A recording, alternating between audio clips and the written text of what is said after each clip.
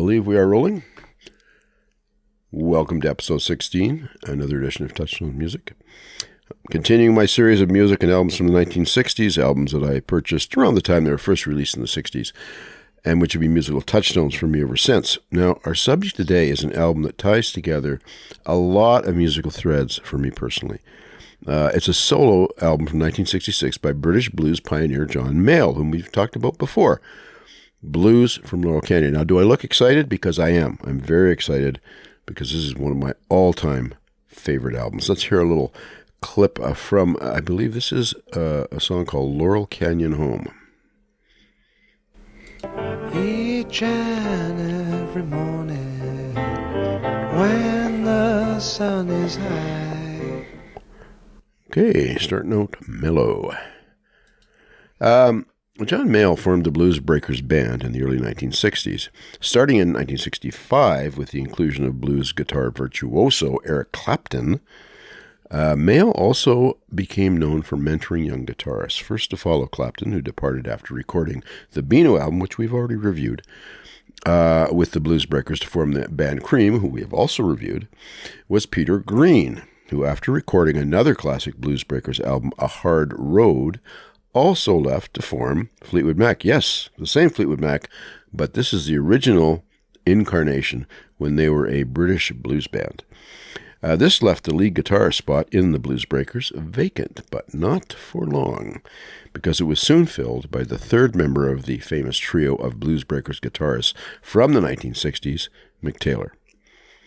Now, officially, the Blues Breakers had broken up after their previous album, Bare Wire, so in fact, this was considered a solo outing by Mayall, Laurel Canyon.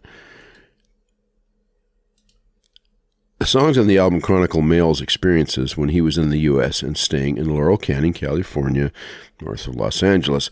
I think this was his first extended stay there. Later, he would actually move there to the U.S. This was recorded back in Britain when he got back between the 26th and 28th of August 1968 at Decca Studios in London. The producers were Mike Vernon and Mayall himself.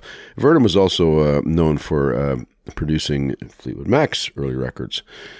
Length was almost 48 minutes, very good for an album of those days. The personnel was John Mayall on guitar, harmonica, keyboards, vocals, Mick Taylor lead guitar, Steve Thompson on bass, and Colin Allen on drums. Spare, but boy, it really works. It was released in November 1968, and of course on the Decca label in the UK and London, US. Now, I believe that this was the last album with Decca that Mayall was to make. I think after that he went to Polydor. The UK albums charted peaked at number 33, a very creditable outing for that album. The title refers to the area where Mayall lived during his stay in America. Laurel Canyon lies northwest edge of Los Angeles in California.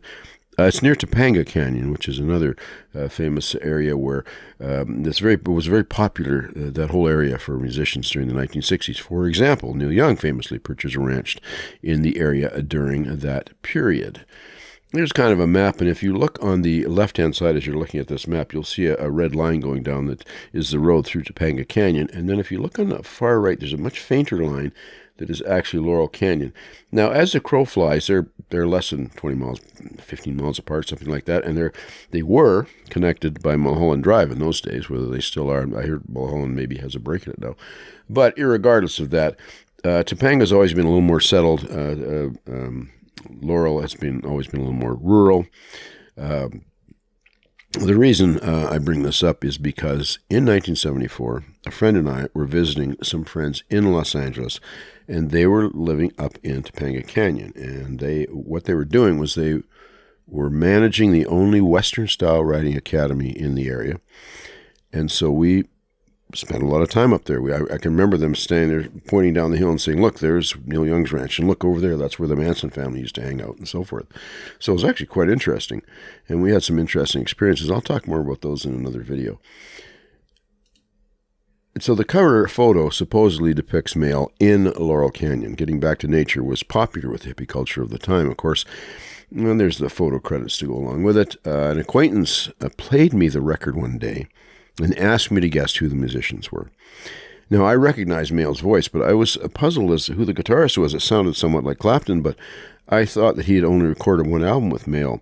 My acquaintance informed me it was actually Mayall's latest protege, a 20-year-old guitarist named Mick Taylor, whose previous band had been called The Gods. I was impressed. I thought at 20 years old, this fellow is fully formed as a player. Of course, he got better over the years, but everything was in place on that album. If you listen to it, you'll hear really an amazing performance. So this album, as I said, it's a chronicle of Mayall's time in the Los Angeles area, starting with The Vacation and then Walking on Sunset Strip, of course, his Laurel Canyon home, and so forth. Let's hear a quick clip from the first song, Vacation.